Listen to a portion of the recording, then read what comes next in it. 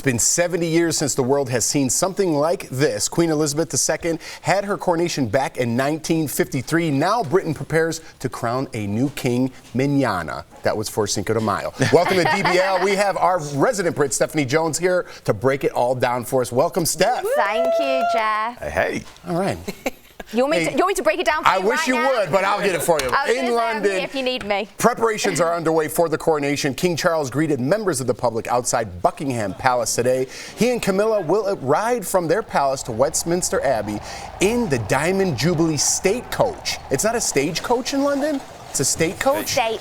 Isn't it a stagecoach here? There is a stagecoach, which is a general bus that anyone can get on, but I don't think this is for royalty. Us Yeah. commoners ride the stagecoach, but they will be riding the stagecoach and will ride back to the palace in the golden stagecoach, which has been used in every coronation since 1831. That's pretty cool. Charles will wear this long gold coat weighing more than 4 pounds. It's called the Super Tunica, which is a great name for a British band, by the way. Oh. He will be draped in nearly $4 billion worth of jewels. Your eyes are like popping. $4 billion? Yes.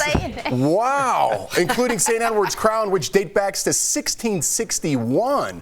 Meantime, Jill Biden arrived in London yesterday and paid a visit to the Prime Minister's wife at 10 Downing Street. President Joe Biden will stay back in the U.S., and no American president has ever attended a coronation before. The whole affair is expected to cost as much as $125 million.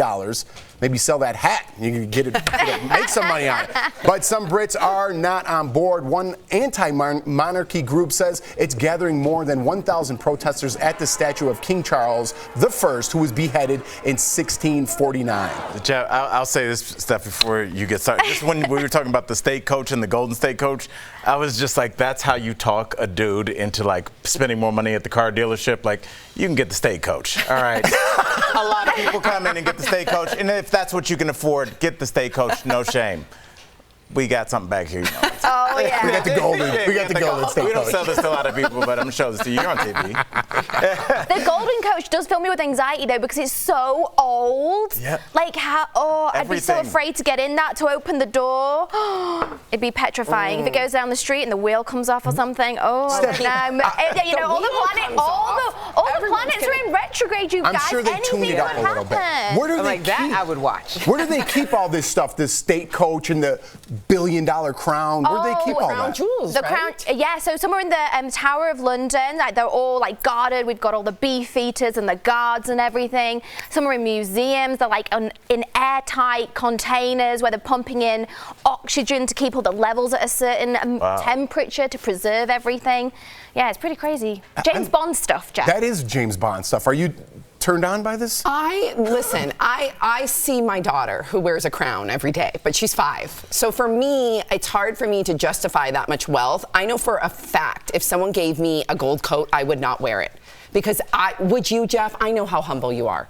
Wouldn't you? I'd rock out in that state coach. I would not. I'd turn that hat to the side a little bit. Yeah. Call Al. Yeah. Be like, Al, meet me at the pub. Al would be bringing his cane that he mentions at every red carpet. He wants a cane. Yes, he gets a gold coat. I get a gold cane. Me and Jeff, guess what? We're not waiting in line anywhere. It's like, oh, let's let the guy with the gold coat in. You're not down with the gold coat? I hear you. It's a little outdated. People, because of their bloodline, to me, feels very classist. And I know we have classism here in America. It's just more covert than overt. So I understand it all, believe me. But again, I just see my daughter rocking a crown, and then I see a grown man rocking a crown, and it's weird. I feel like, I don't know, I know Erica, and I know she doesn't, but don't you feel like Erica rocks a crown on the weekends? Oh, she for sure does. If I do, I keep it to myself. There you go. There you go. As any classy person would. No, that's not a no. I think that the issue is more the flaunting of wealth that was obtained by stealing and pillaging and raping other people in other countries, that you're now having this as a fanfare moment. That's where people are falling off. Also, the idea that these are taxpayer dollars that could be allocated towards many people in the country who cannot provide for their families or themselves. So when you have these big, elaborate, and I mean, we can talk about it in any capacity, but when you do have big, elaborate celebrations, especially for someone's bloodline, that a lot of people feel like, well, what makes you so special other than what we call the lucky the Lucky Seed Club, to keep it like polite. Yeah, it does come across tone deaf. I will say this, and this isn't even pushing back, it's just kind of like thinking about just the entire population. There have to be a group of people where they're like, I work my rear end off all year, and this is my weekend to celebrate. Whatever this is, we all kind of, every culture kind of has this, a day that I'm sure if you look back in history, 10, 15, 20 years, much less 200 years, there's terrible things back there, not carrying water for any of the travesties that took place there. I'm talking about the people that are alive now that want to go out with their kids, and like their kids like to look at the thing and they set up the fireworks or whatever the heck people do for this thing. I would assume that there are some people that get great joy out of this. No, and I understand. I understand people get great joy, but Al, let's be really clear. For all the great joy that some people get, there's also an amazing amount of generational pain that other people carry as a result of this as well. I would say this world is built on generational pain. I think every country could relate to that in some sort of aspect. But it's kind of interesting, the tradition, like you make great points, but 1661, that crown goes back to. Absolutely. America's 1776. That crown is older than America. Yeah. So the tradition part is kind of cool, having artifacts from back huge, then. and I think that's what Britain is relishing in and celebrating. Just as America allows and accepts guns, we accept our monarchy. That's a good point. And we all carry pain in very different ways. And, you know, many different countries, South Africa, to Erica's point, are campaigning to get some of those jewels back, and that's going to be down to the United Nations, and it's down to the World Court, which is based out of Holland, and it's going to be up to them as to what happens, whether that's in Charles's lifetime, in William's, and I suspect in time it will. You know, they are addressing it. They're not hiding it. They're not hiding the petitions. The royal family are very, very aware. And also, when you're mentioning, you know, the taxpayers' dollars, it's less than $2 per family, and what that will bring to our country is over £1 billion in revenue in terms of travel and tourism for all the little bed and breakfasts, for all like the people that are coming and want to experience British culture. Small business. For what we are getting as a country, yes, it may cost $2 per taxpayer, but there is so much we'll gain as it from a country, as we did with Harry and Meghan's wedding, as we did with William and Kate's, and obviously the coronation now. So, you know, there's a lot to celebrate, and like Al said, there are families that this means so much to them, just to spend the quality time. I mean, you know, in America how little time and days off you get, so this is a really big deal that we get that date to celebrate with our families and be together, and to celebrate something that's a age-long tradition, generations, years, centuries before America ever existed. So I understand what you're saying.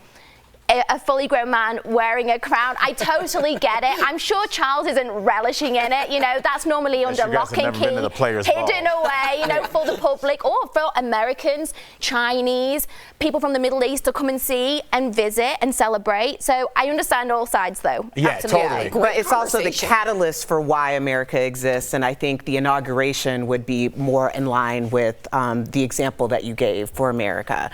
So I understand that too. Erica, our coronation in Chicago was Grant Park when the Bulls won. And we go there and they'd give the championship. You had to go to Grant Park. Did you go down there? Yeah. Oh, I bet it was that the was best. insane. Insane. It looked like that. Cool. No golden carriage, but Michael Jordan was there.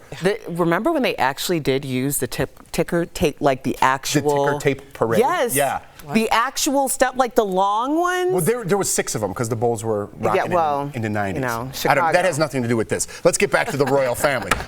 Meantime, William and Kate made a number of appearances across London this week in preparation for the big day. They rode the subway in London, known as the Tube, and used the bathroom, which Brits call the loo. Nobody liked that joke? I had it. They talked with fellow passengers and even filmed a video for social media with the TikTok star and train enthusiast. Next, a couple made their way to a local pub, greeting well-wishers along the way. Kate even took some selfies with a few lucky fans and answered some questions. Let's take a look. Are the kids excited for the weekend? They're looking forward to it. There's a mix of sort of nerves and anticipation and excitement going on at the moment. So we will behave, you think? Yeah, I hope so. Yeah. You never quite know. No. In the pub, Will and Kate got behind the bar and Will served up some pints. Meantime, the other brother, Harry, will attend his father's coronation. You get that? Like, I got Harry that. Yeah, will attend. I'm just having fun with myself over here. It'll be a short trip. Harry's expected to jet back to California right after the ceremony. Meghan, on the other hand, is staying behind to celebrate Archie's 4th birthday tomorrow. That's according to reports. Well, it's his birthday, so I don't know what according to reports are. And so are Will and Kate trying to look more relatable to the British people, Steph? I think absolutely that's what they're trying to do. I mean, let's be honest, they can't just get on the tube. They're not regular people. They're going to be absolutely mobbed. It would be pure pandemonium.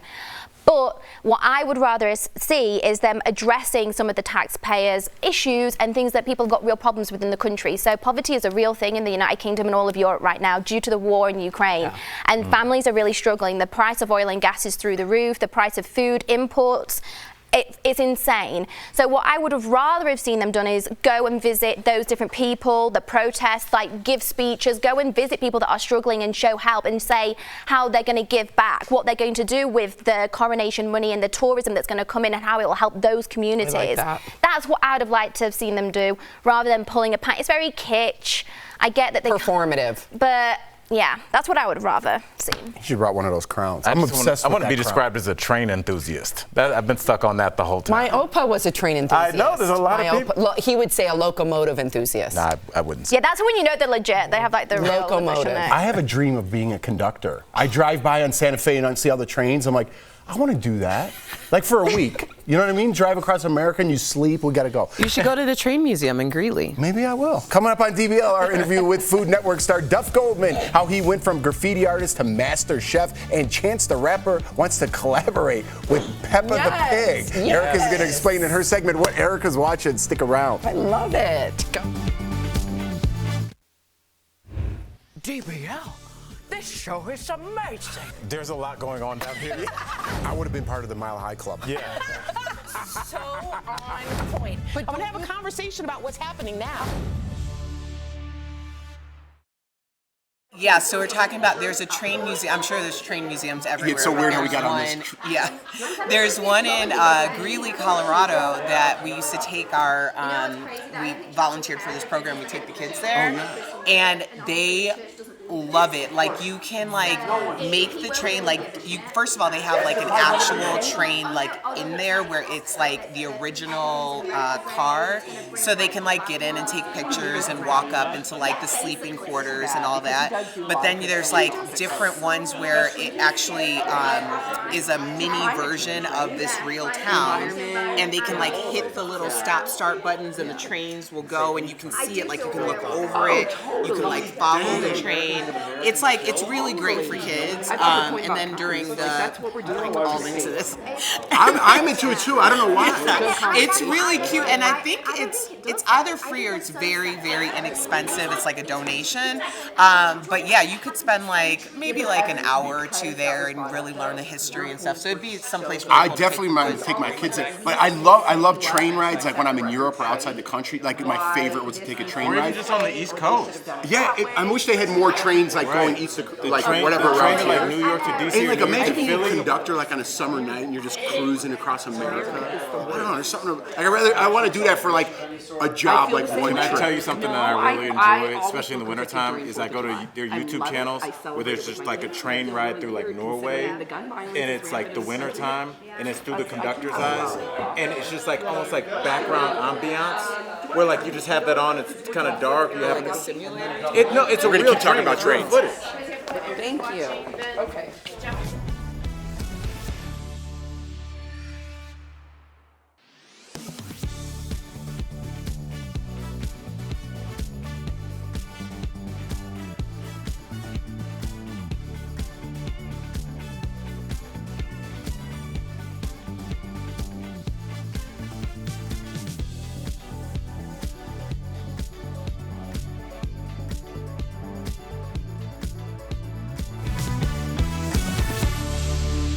Welcome back. Nia Long's ex is blasted. A comedian claps back at Kamala Harris haters. And which rapper wants to collab with Peppa the Pig? In this week's What Erica's Watching.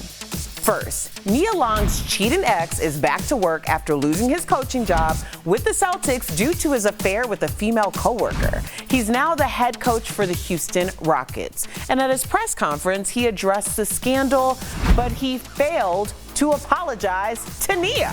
Now that is not cool with one of her biggest fans, sports commentator Stephen A. Smith, who had this to say. I will always defend her on this issue. It was, how could you do that? You didn't have to do it that way.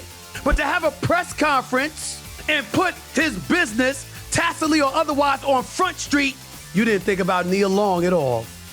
Now, I'm not sure how Nia's ex got another coaching job. He lost the best woman he will ever have. That technically makes him a loser.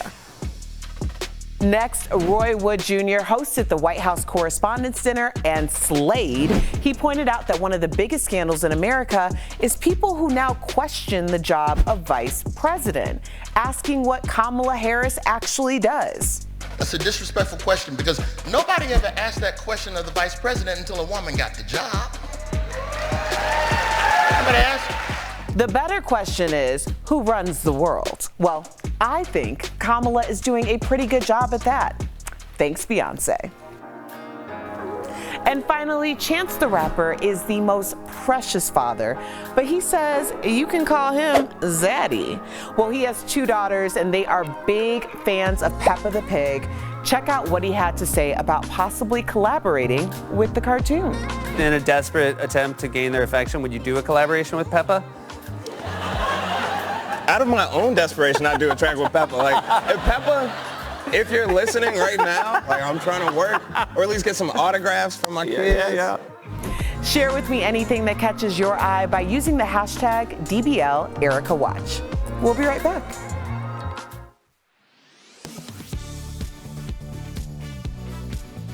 While a coronation ceremony is a uniquely royal, historic affair, families worldwide can celebrate something that happens on the same day every year, a child's birthday.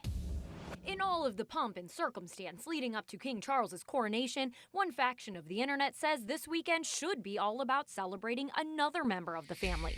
Is King Charles's coronation the same day as his grandson Archie's birthday? We checked with these sources to verify yes. Archie, the eldest son of Prince Harry and Meghan Markle, was born the morning of May 6, 2019, according to the official announcement. The couple formally resigned from their royal duties less than 2 years later and has since spilled a lot of tea in interviews, books, and a television series, so their presence at palace events has become the subject of intrigue. Buckingham Palace announced Harry will attend the Westminster Abbey service Saturday, but Meghan will stay in California with Archie and his sister Lilibet. This briefing from the Parliament's House of Commons Library states the date of a formal coronation ceremony is generally determined by the cabinet and the royal household, with consideration of input from other countries where the king is head of state and when there's more likely to be good weather in London. So before you blame Granddad for double scheduling, it's not entirely King Charles's decision. Any reason why he didn't object to the date and why Mom and the kids are staying home beyond birthday celebrations is royal gossip. With your Verify, I'm Abby Larico.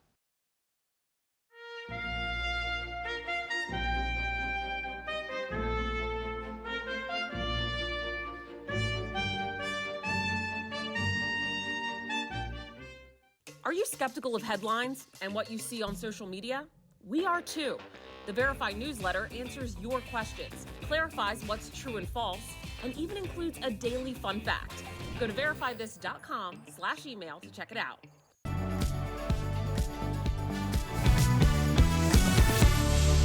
Bring the heat. Boom! I wanna see you bring the flavor. Mango Tango. Welcome back. That was a sneak peek at Food Network's Summer Baking Challenge, and earlier we caught up with one of the judges, Duff Goldman. Check it out. Hello. So great to see you. So, okay, I want to see what the connection is here. Can you share how you went from being a graffiti artist to a master chef? Yeah. So, it was the late 80s. I was, living on a steady diet of Eric B. and Rakim and 3 Feet High and Rising, and De La Soul and everybody. And so I just, that this was who I was. And my whole family is artists. My great-grandmother, my grandmother, my mom, she does mosaics. My great-grandmother was a milliner. My grandmother was a silversmith. Everybody does art. And so when my art came out, it was what I was into at the time. And in the late 80s, when you're listening to, all that New York hip-hop, you are really, really into New York graffiti as well. And so that was kind of what happened. Then I went to, fast forward a little bit, I went to culinary school and after undergrad. And so by this time I had been sculpting and I did a lot of metal sculpture and ceramics, things like that. So then when you started baking and you sort of put all those things together, I was just sort of good at cakes. It's weird, right? It's like a Renaissance man over there. It's very interesting. All right, your first job was at Mickey D's, McDonald's. Now, as someone who with refined taste, what do you think about their new flavor makeover? And do you happen to like fast food like your girl, Burger King Whopper Jr. over here? Yeah, okay, so a couple things there. But yes, that was my first job. I can make 12 Big Macs in a minute. What? I'm really good at Big Macs. Yeah, man, I'm good. I'm fast. They give you a caulking gun full of the special sauce, and you go bang, bang, bang, bang, bang, bang, bang, bang. You put it like on all these burgers. It's really fun. I love that stuff. I haven't had the new stuff yet, so I can't like speak to. I don't know what they're, I heard the cheese is going to be a little gooier. Yes, and the buns are softer. The buns are softer, the cheese is gooier, and that's interesting. That's interesting. I think like Burger King's a little more like that. And yes, to answer your question, of course I love fast food. It's designed so I love it. That's right. They have scientists that sit there and think of new ways to have you put something in your mouth and be like, okay, do you remember So I Married an Axe Murderer? Yes. Yeah. Okay, remember when Mike Myers' dad, also being played by Mike Myers, was talking about KFC, and he's like, they put a secret chemical make you crave it, you sleep, right? That's what they do. They really do that. Okay, but we got to get to your shows, okay? The Food Network Spring Baking Championship finale is coming up, and the Summer Baking Championship is set to premiere. How do the different seasons play a role in the various challenges? So for the finale of spring baking, this is really nice, and it's kind of, I love this challenge because it's sort of, where I cut my teeth, but it's like a wedding challenge. And so we have to the bakers have to make cakes and make desserts for like a real wedding. And even before that, there's we do this head-to-head face-off now that I really like. So instead of the finale being 3 people, what we do is we actually have 4, and the bottom 2 fight to the death for that last one. And it's really fun. Yeah, it's really fun. Death by chocolate. I love your passion. It is contagious. DBL Nation, check out Food Network for the Spring Baking Championship finale Monday, May 8th. Plus, the Summer Baking Championship begins, airing on May 15th. And shout out Eric B. Rakim. Absolutely.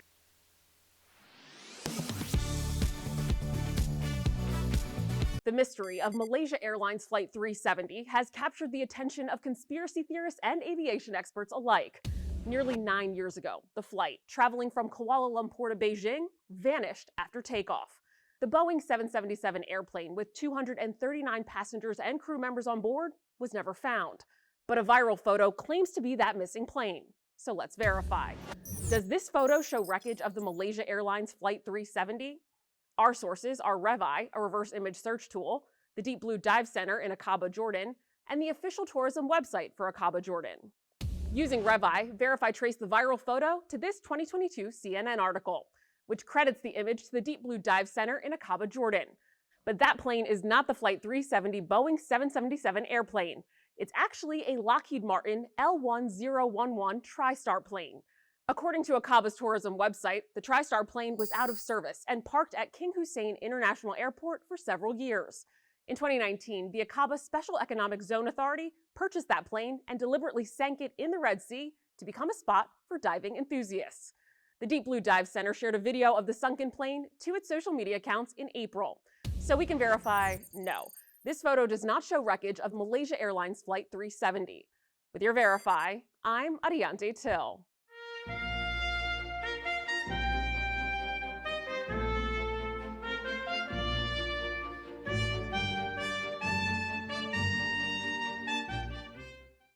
One out of every 5 people in this country are struggling to pay their medical bills. According to the Consumer Financial Protection Bureau, Americans owe a total of $88 billion. 11 Alive viewer Maddie Strozier heard about the concern in the nation's capital and asked if the Biden administration had taken action to stop medical debt from appearing on your credit report. Let's verify. Our sources are the Consumer Financial Protection Bureau Equifax, Experian, and TransUnion, the 3 largest credit reporting agencies, and VantageScore.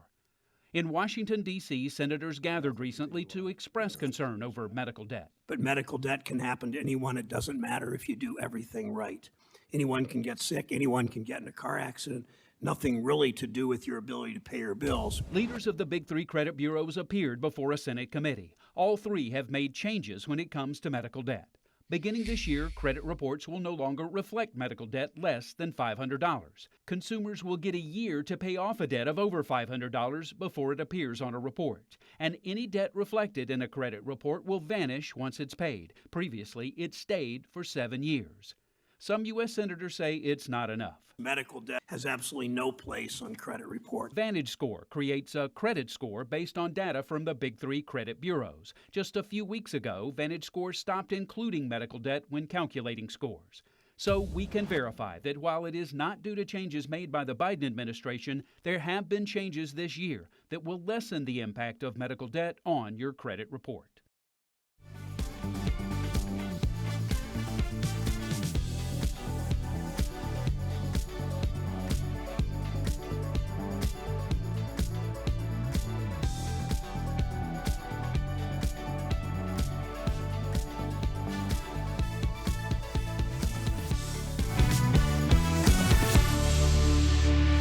Welcome back. Warmer days are here, so that means it's time to pull out that sunscreen, and it's important to check that it's still good. Here's how to safely enjoy life outside with Sunsetter. First, look at the expiration date on your sunscreen. Some ingredients will probably be okay past the date, but the sunscreen's effectiveness may decrease if used past the expiration date. After checking the expiration date, make sure to really shake your sunscreen before using it. Active ingredients can settle if you don't shake it well. You won't get a good mix of all the ingredients. That's important to note. With affordable custom features without the custom price, Sunsetter is America's #1 best-selling awning. Spend more time outside and get the best value with Sunsetter. It's been an industry leader for 30 years. Call 800-513-6851 or visit sunsetter.com for guaranteed pricing on American-made awnings built to last. So like I mentioned earlier, it is Cinco de Mayo. Before we go, we want to wish everybody a happy Cinco de Mayo. It's actually not Mexico's Independence Day. Clap it up.